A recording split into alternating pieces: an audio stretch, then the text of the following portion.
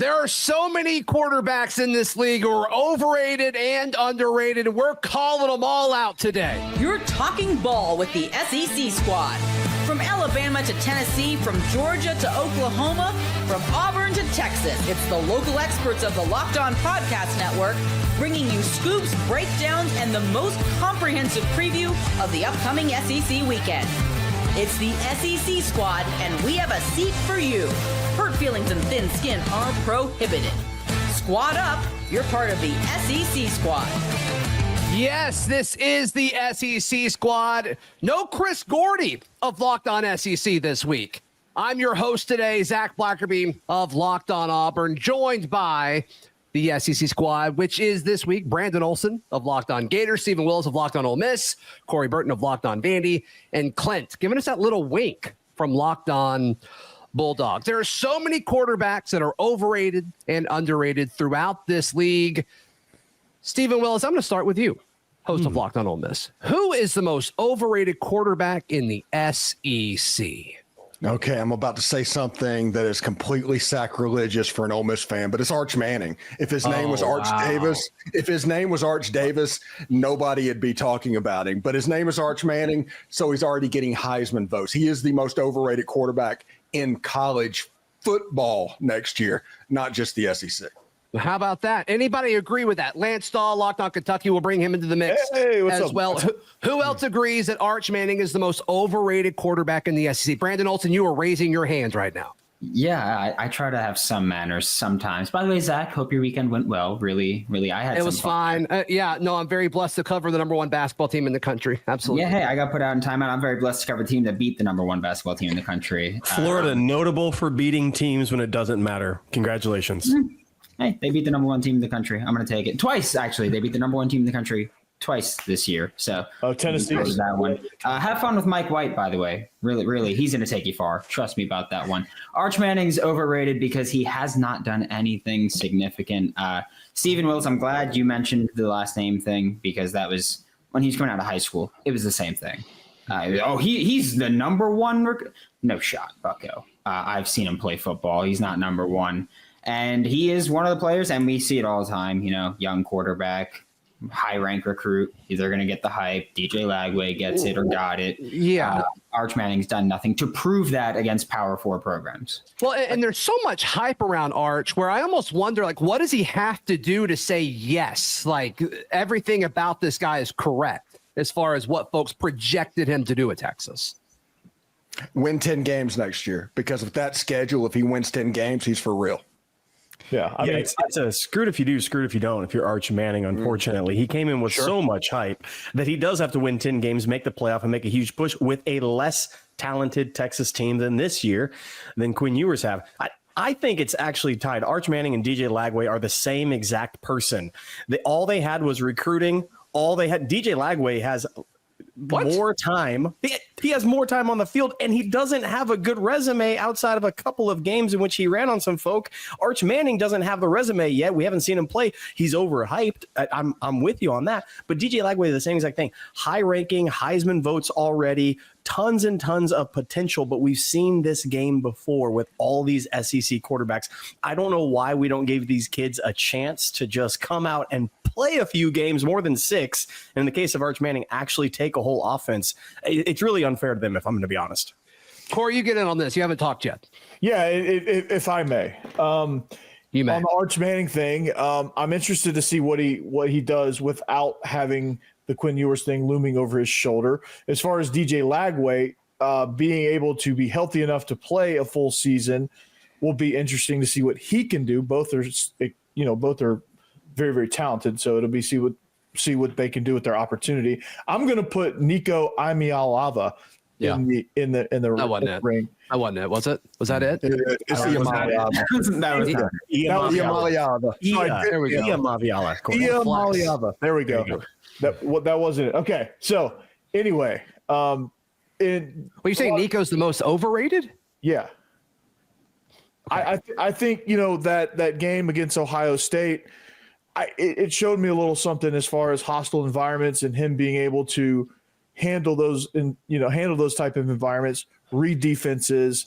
Really, I just didn't feel like he had the big grasp of the offense, and he's got to show me something this year to say, okay, hey, you're one of those top guys. If he was rated somewhere in the middle, that would be about perfect. But I think where he's being rated, I think is a bit much as of right now, because unless the scenario around him was perfect, I don't think he performed up to his expectation.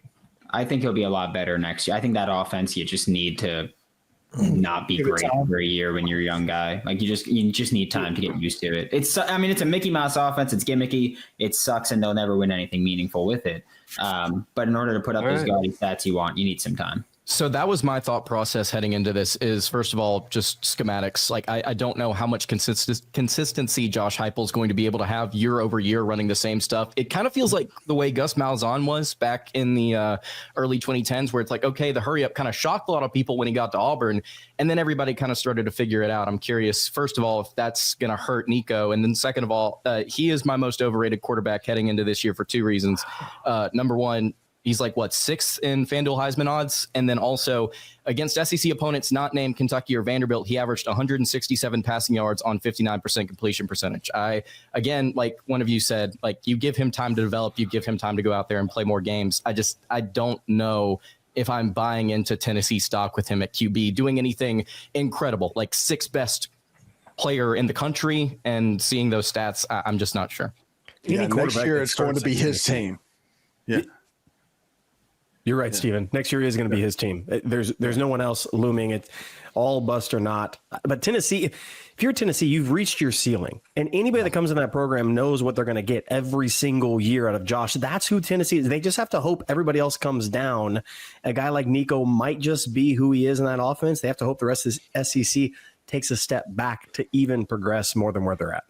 Well, and that's what's so interesting about Tennessee is because if you would have told me that, especially knowing what we know about how Tennessee's defense was this past season, if you would have said, hey, Tennessee's going to reach their ceiling and they're going to have a good defense, I'm like, well, hold on for a second, because their offenses, under Hendon and all of those guys, it was electric. It's just they couldn't stop anybody. And now they've kind of figured out the defense, and the offense took a step back, even though I'm a Nico truther. I believe in him as a quarterback, so I'm a little thrown off. I'm not going to lie, but I get it. I totally get the argument where he hasn't done it yet because the defense and the rest of the team, and I think the schedule to some extent, carried him to a college football playoff appearance. I'm going to be honest. I think you're the first non-Tennessee fan I've ever seen say that they're a Nico truther. I don't think Tennessee people, no, we did this a few weeks ago. Eric Kane was on there, and he's like, "Why are you so high on Nico?" I'm like, "Oh, okay, got it." So that offense requires some level of, veteran anticipation that Hendon Hooker had that nobody else has had since, and the anticipation of knowing what windows are going to be open, anticipating what's going to happen, how defenses want to attack you, the things like that veteran quarterbacks can do and rookies can't. That's such a premium in Tennessee's offense that you get a guy like Nico who's still developing. I don't know if that's going to stunt his growth at all in that regard, or if he just needs more time. That remains to be seen. I guess we'll see this year. But as of February of 2025, I'm saying Nico's overrated, but that could all change and flip on its head in October. Hey, Locked on Balls viewers in shambles right now. Yeah. Everybody needs to realize also that in the age of helmet communication and the defense is getting used to it, it used to, when you ran tempo, it forced everybody to play a simple defense and you knew exactly what it was and they would declare. Mm-hmm. Now they have shortened up calls. The helmet communication is allowed to get in quicker, and they're able to disguise coverages, and it's just not as easy on those offenses. No. All right, so and just for the sake of keeping score here, I'll put my vote in the Arch Manning camp as well. So we've got a few Arch Mannings, we got a few DJ Lagways, and we've got a few Nicos. Anybody else, did they almost consider somebody that wasn't one of those three? I mean, do we want to discuss? Do we want us to discuss Lenor Sellers? I do. I was just about to let's do that in a second. Lenor Sellers, and then who's the most underrated quarterback in the SEC? And will Lance say Zach Calzada? That's next, right here on the SEC Squad. Today's show brought to you by our friends at FanDuel. Guys, I'm gonna list off the top few futures bets for SEC champions next season. Texas leads the way at plus 210, according to our friends at FanDuel. Not liking the value there, getting a lot of thumbs down there. Yeah. Georgia at plus 390. Clint, where are we at on that? Oh, yes. I already made the ticket. Already punched it. That's a good one. Did you actually? I think did. that's kind of where I'm at, too. The big drop-off where you got Bama and Tennessee both at plus 700. I know y'all aren't picking Tennessee based off of how y'all were just talking about them. Some thumbs down there. Yeah. LSU at plus 1,000. Ole Miss at plus 1,000. I don't hate LSU plus 1,000 here. But as far as value goes, I think I'm in the Georgia plus 390 camp. Mm-hmm. Yeah. That's the best value you can get with all of those right now. It's the closest that you can get and the best value. Yeah. So be sure to head over to our friends at FanDuel. Right now, new FanDuel customers can get $150 in bonus bets if your first $5 bet wins. Just visit FanDuel.com to join today. Make every moment more with FanDuel, the official sports betting partner of the NBA, and, of course, the Locked On Podcast Network. Thank you so much for making the SEC Squad your first listen every single day, or any one of these great shows, even Locked On Gators, Talking Smack, and the Locked On Auburn Discord. I'm glad I can talk here and not get put in the timeout. I didn't do that. My mod did that, and I do think it's funny in hindsight. Lenor Sellers, Corey, you brought him up. Willis, you said that you wanted to kind of second that. I'm high on Lenor Sellers as an SEC quarterback. I don't think he's the most overrated. I don't think he's the most underrated. I think Lenor Sellers is kind of properly rated. Where are you guys with this? I feel like he's properly rated on the borderline of maybe he's getting a little too much love. Like, this is a weird scenario because like he's such an electric runner, but like that Illinois game kind of put a damper on the excitement that I had for him as a quarterback. Of like, hey, this guy's gonna be pretty good. And then the Illinois game happened. I was like, oh, he was supposed to carry the team, and he really didn't against Illinois. So like, where does he fit in this whole thing? And I'm kind of more of the along the lines of if you don't rate him too high, then he's properly rated. He's one of those that has to show me. Yeah, there's a lot in the national media that like to talk like he's Cam Newton or something. Is this future electric player that's out there? He's a really good quarterback, and when he's allowed to get going, he's a handful. But against Ole Miss, if you would have played 8 quarters, South Carolina was not scoring a touchdown that game. They just weren't.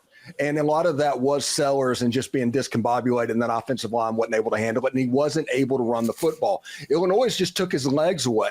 Mm-hmm. And if you did that, he's not the same quarterback. Are we that impressed with South Carolina's roster, though, last year? I thought that was kind of the whole point of it is like they're not a top 5 team when it comes to recruiting. They haven't been a top 5 team or close to it in the portal. But Lenor Sellers covered up a lot of these issues. 2 of the best jobs last year that no one is giving them credit for. Shane Beamer and Lenora Sellers balled out last year. I agree. With a tough schedule and a roster that couldn't compete on most neutral fields with the teams. They showed up when they needed to. Yeah, they had a couple letdown games, but that team should have had 6 wins. And Shane Beamer and Lenora Sellers got them to close to a playoff push near the end. I'm sky high on Sellers. I think he's great. I think he has an incredible ceiling. I just don't know how rapidly he's ascending. He's not a plus 1,000 to win the Heisman quarterback. Yeah, why not? Because he's not going to win enough games. He's going to have some eggs. Yeah, you're going to have an Illinois game. You're going to have an Ole Miss game. Okay, he brought them to 8 wins this year, right? 9, I think. 9 because they almost made the playoff with the even better. 9 wins this year with a not great roster. And he's still very raw himself. He takes another step. 9 wins can get you a Heisman. You can't say it doesn't. Jaden Daniels did it. RG3 did it, yeah. Yeah, you can't say 9 wins won't get you a Heisman. So why is 9 wins not enough wins to get a Heisman now? I don't think he's good enough to win the Heisman.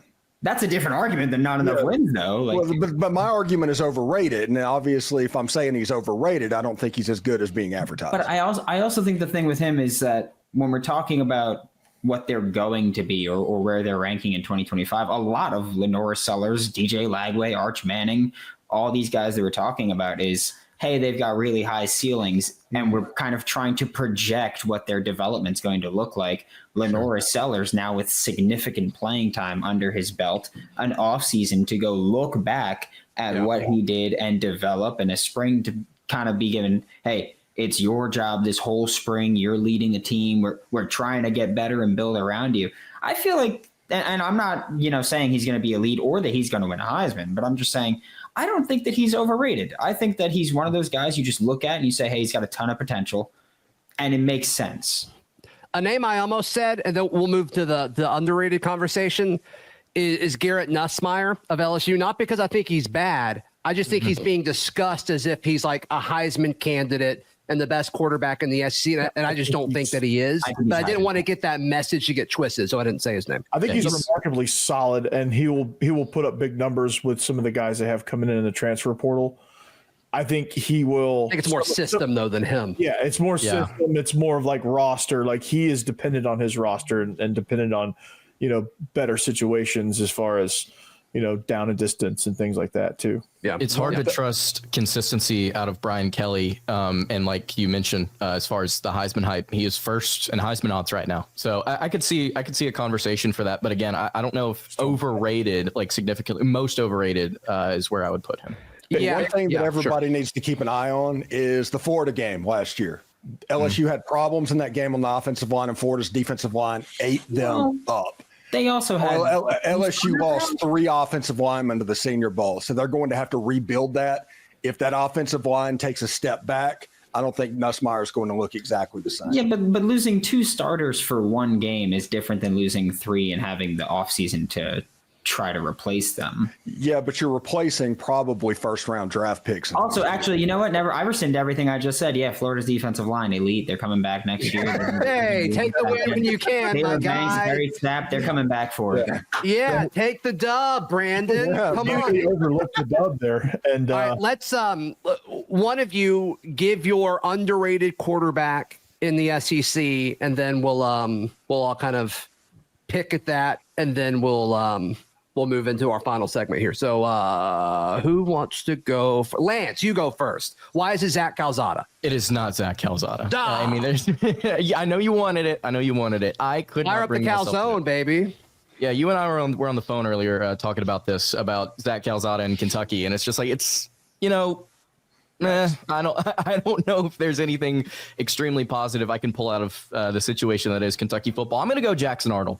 Out of Auburn. You could look around towards the bottom half of this league and pick a couple different guys. I think Arnold, with what is currently surrounding him on that offense, it's hard not to at least see a path to most underrated QB here. With the 5-star receivers, with the way that Auburn was throwing the ball last year, despite consistently losing, they were still one of the most explosive teams in the nation. If you want to go look at chunk plays, Arnold with his talent, I think he's got a very high ceiling. Yes, he played awful last year at Oklahoma. I think a lot of it had to do with, again, situationally where he was at with both his offensive line, the fact that he was throwing to nobody out there. So, yeah, I think that Arnold you could make a strong argument for him being the most underrated. Lance, do you play poker at all? Very rarely. You should never play poker, because when you sit at the table and you don't see the sucker at the table, you're the sucker. I can't believe you just gave Arnold as that. He's one of the worst quarterbacks in the SEC. Like what? No, he's what not. Are we talking about? I considered him for most overrated. I considered him for most overrated. I was thinking about it. I was like, oh my goodness, most overrated. Wow. I would because I would take almost every other SEC quarterback rather than him today without question. They're kind of making Lance's point, though. Yeah, it's why he's under. I think he's incredibly underrated. Is he better than Peyton Thorne? No. Is it just yes or no? Is he? You don't think he's better than Peyton Thorne? Peyton Thorne could run. Like that was the thing in the Auburn. We talked about just real quick. You're saying Peyton Thorne is better than Jackson Arnold. Just real quick.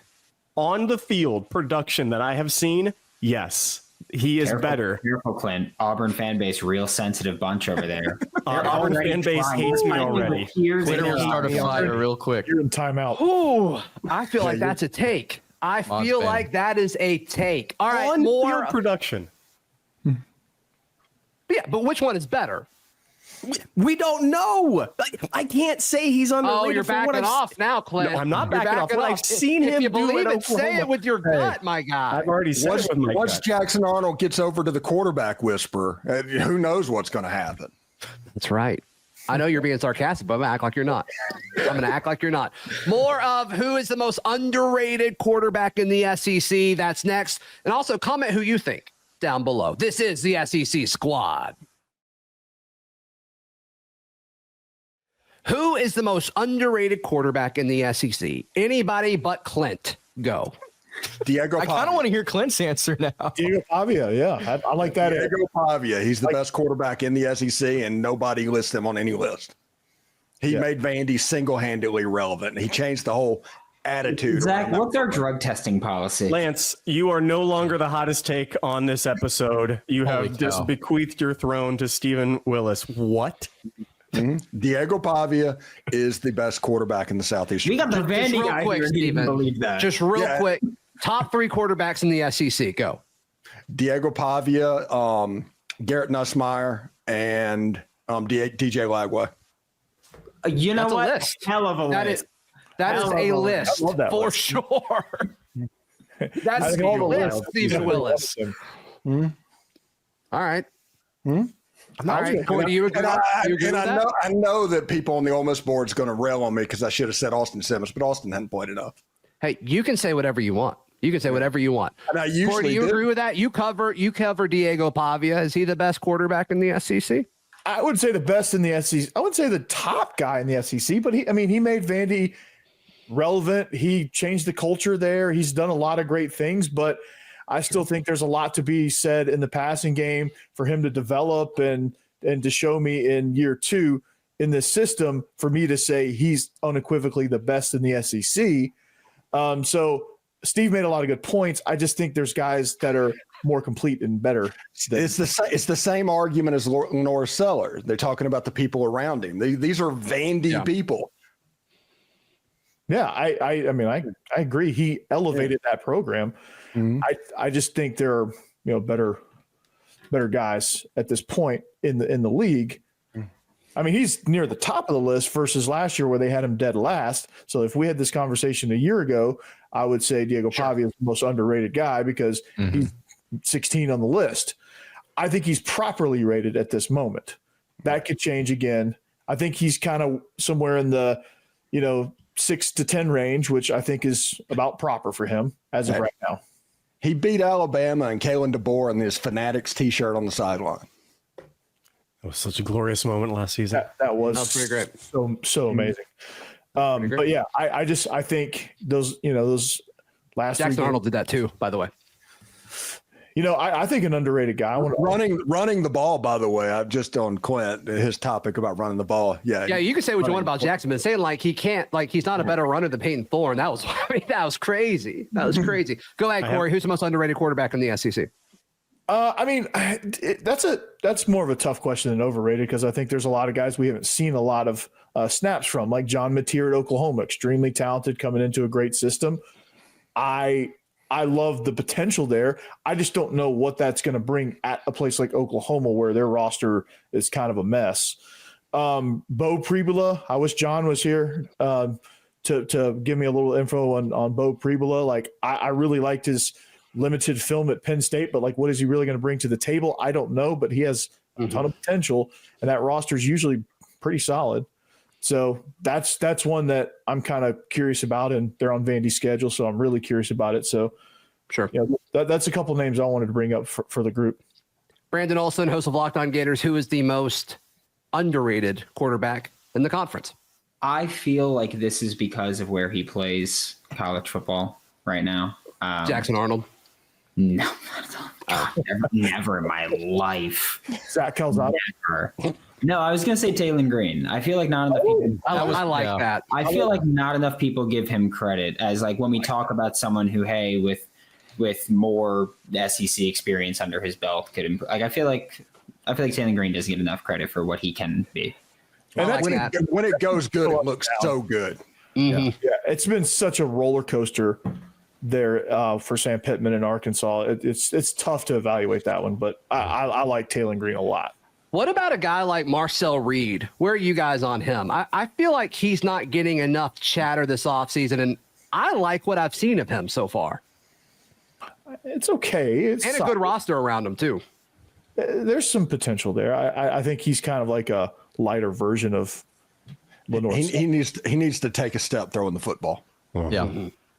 Big time. That was the thing last year when people figured out what A&M were doing on the offensive side of the football. It really limited him, and he could not come above a defensive scheme whatsoever. They boxed him in, and he was toast. So he needs to definitely step up in that passing game.